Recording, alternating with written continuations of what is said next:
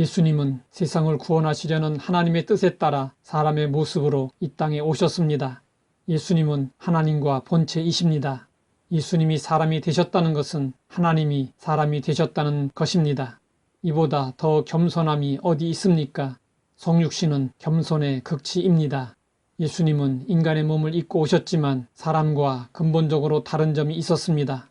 그것은 죄인이 아니라는 사실입니다. 이에 대해 성경은 말씀하고 있습니다. 우리에게 있는 대제사장은 우리의 연약함을 동정하지 못하실 이가 아니요 모든 일에 우리와 똑같이 시험을 받으신 이로되 죄는 없으시니라. 그런데 예수님은 요단강에서 요한에게 세례를 받으셨습니다. 세례는 죄 씻음에 대한 표입니다. 그렇기 때문에 예수님이 요한에게 세례를 받으려 하셨을 때 요한은 거절했습니다. 그 이유는 자신이 예수님에게 세례를 받음으로 죄 씻음을 받아야 할 존재인데 죄 없으신 예수님이 죄인인 자신에게 세례를 받는다는 것은 당치도 않다는 생각 때문이었습니다. 요한의 사명은 죄인들에게 세례를 베풀고 그들로 회개하도록 하는 일이었습니다. 요한은 자신이 예수님에게 세례를 준다면 메시아를 거룩하지 않은 죄인으로 보이도록 하는 잘못을 저지르는 것으로 판단했습니다.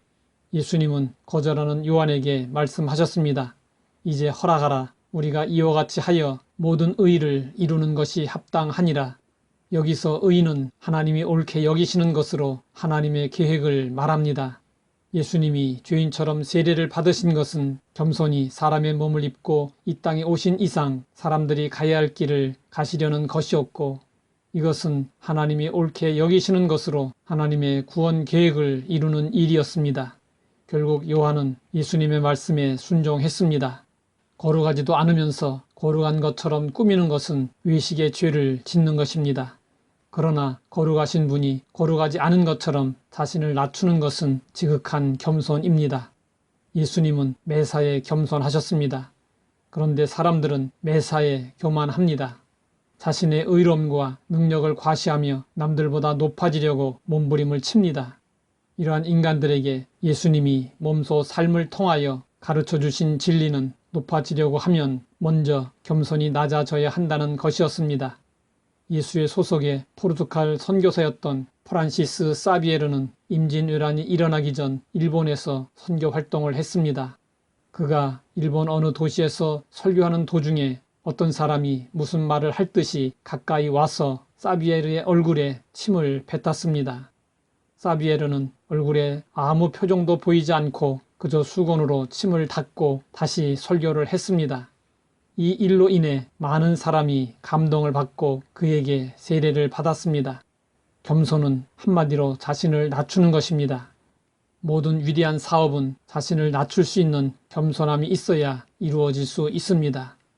미국 남북전쟁이 한창일 때 링컨은 국무장관을 대동하고 맥클라렌 장군의 전투본부를 방문했습니다. 잠시 후 외출했던 장군이 들어왔습니다. 장군은 대통령과 장관을 본체 만체하고 위층으로 올라갔습니다. 잠시 후 하인이 대통령에게 와서 말했습니다.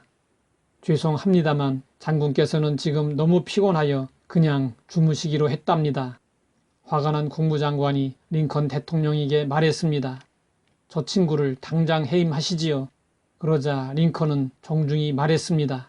그럴 수는 없어. 만약 저 사람 때문에 전쟁에서 이길 수만 있다면 나는 그의 신발이라도 닦아주겠소. 이 일로 인하여 사람들은 링컨의 겸손을 더욱 칭송하게 되었다고 합니다. 큰소리치면서 남을 정복하는 사람이 이기는 것처럼 보이지만 사실은 그 반대입니다. 교만한 세상의 정복자들은 군사력과 무기로 세상을 정복하려고 했으나 실패하고 말았습니다. 그러나 겸손히 행하시고 십자가 위에서 죽음을 당하신 예수님은 온 세상을 얻으셨습니다. 하나님 아버지, 예수님이 어떻게 겸손히 행하셨는지 알게 하시니 감사합니다. 겸손하신 예수님을 본받아 우리도 겸손히 살아갈 수 있게 하옵소서. 예수님의 이름으로 기도드립니다.